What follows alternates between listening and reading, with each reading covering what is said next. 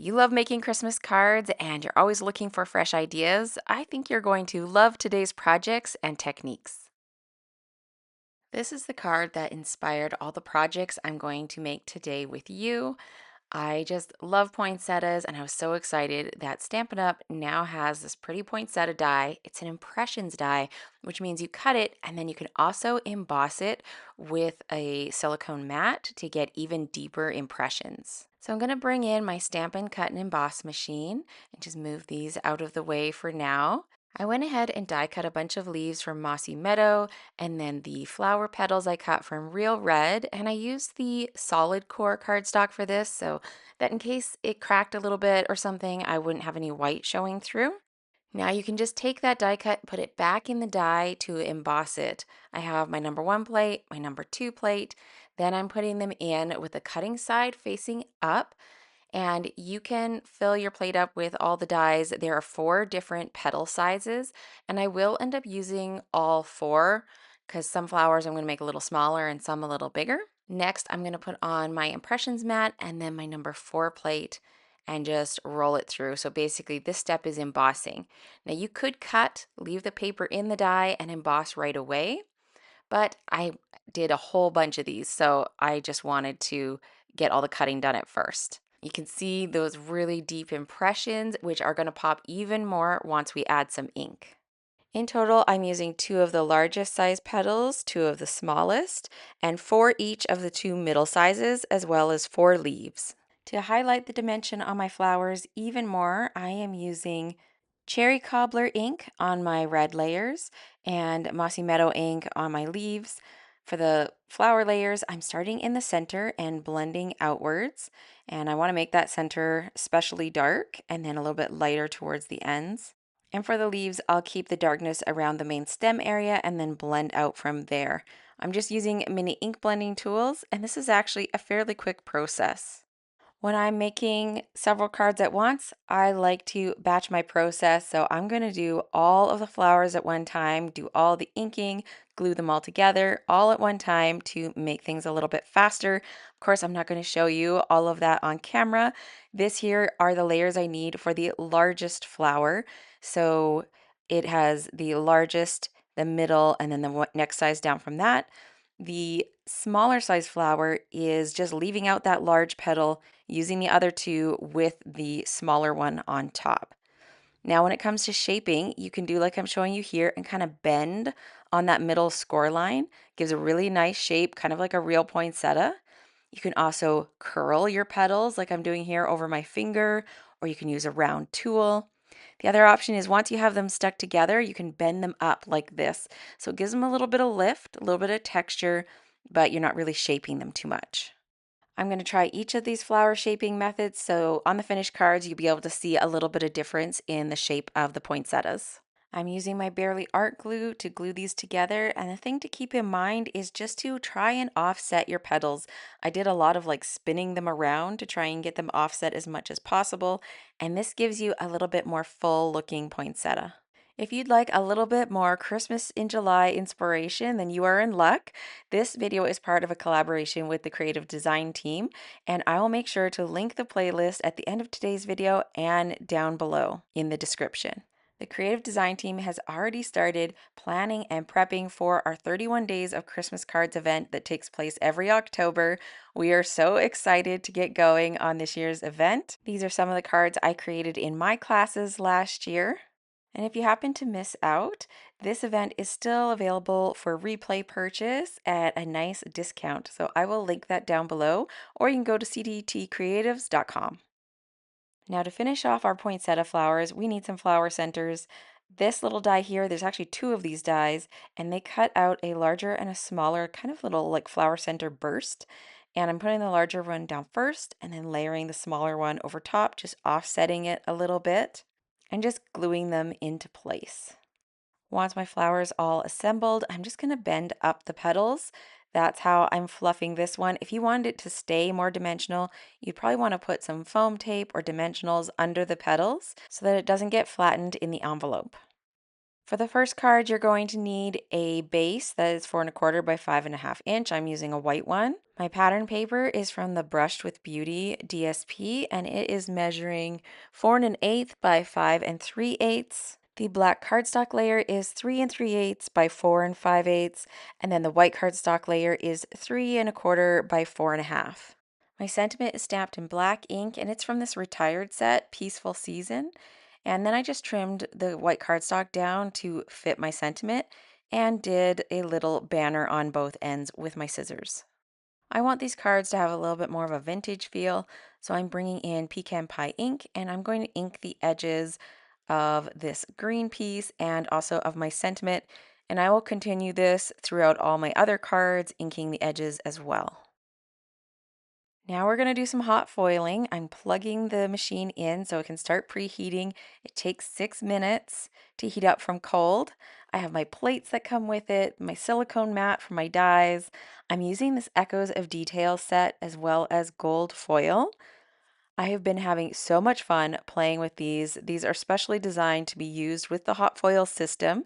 They have lots of surface area where it will heat up and press into the foil to transfer it onto your paper. And there's a whole selection of these. I'll make sure to link everything down in the description box below so you can see the current hot foil dies that Stampin' Up! Is offering. I just love having new techniques, new things to play with, and so I've been having a blast creating and experimenting, and I think this is going to be a game changer for Christmas cards.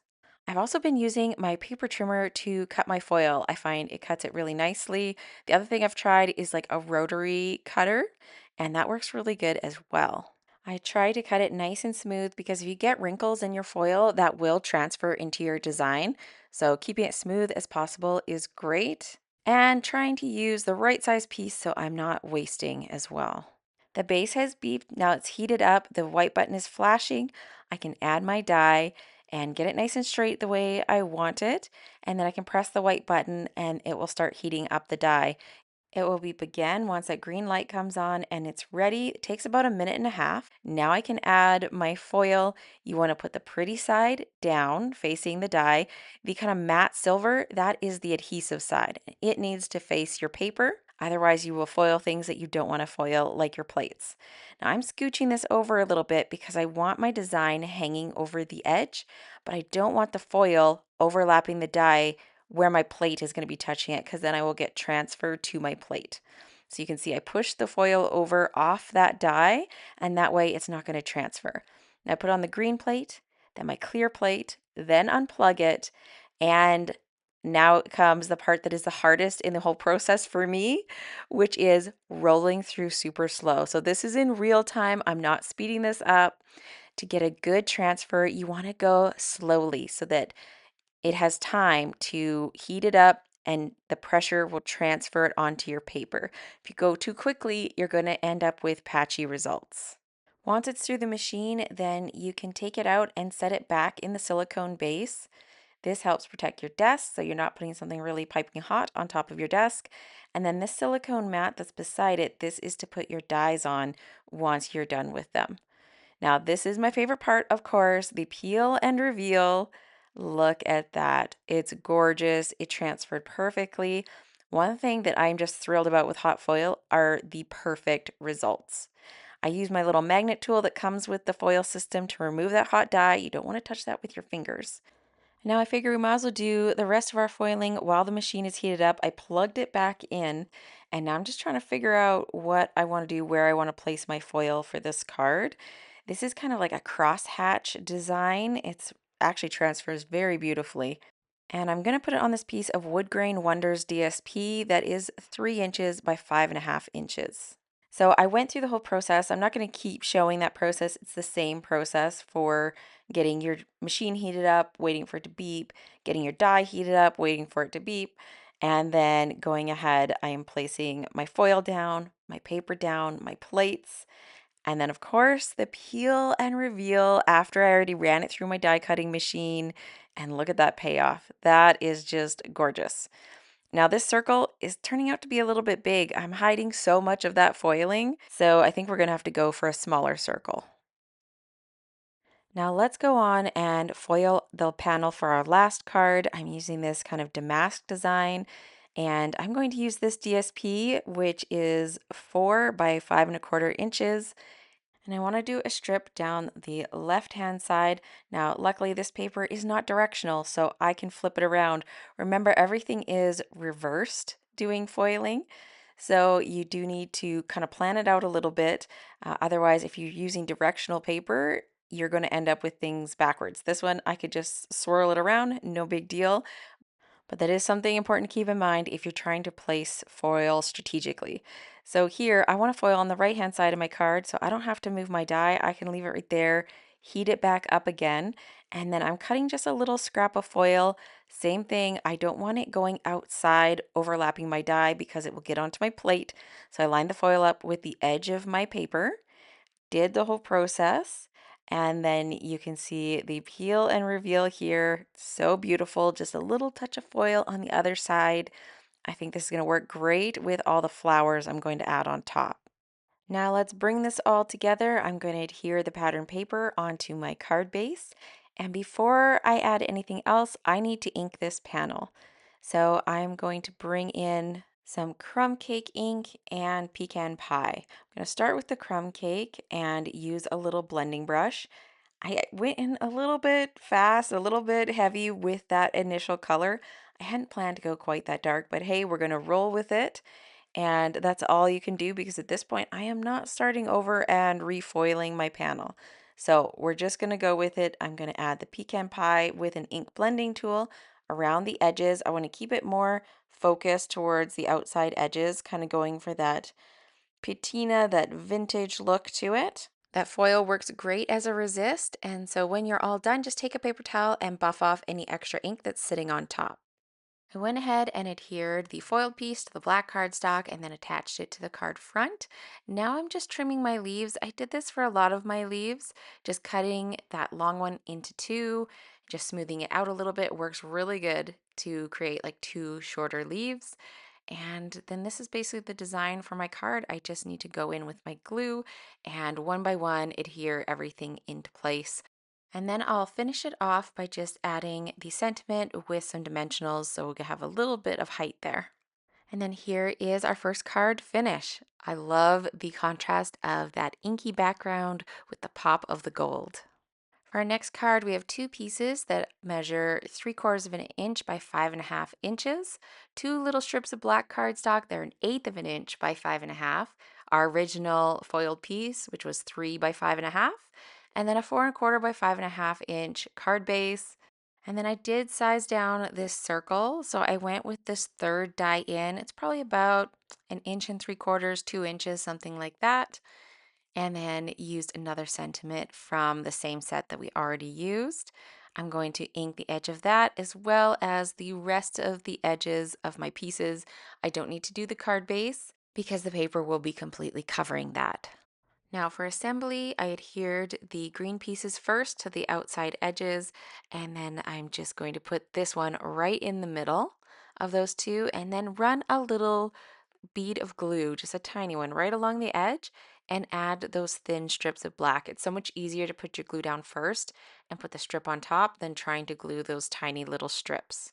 Now I'm going to place my circle. This is up on dimensionals, and I'm trying to make sure I leave as much foiling showing as possible, but I am going to overlap my leaves and my flower. This flower is one of the smaller size ones, and I curled the petals downwards.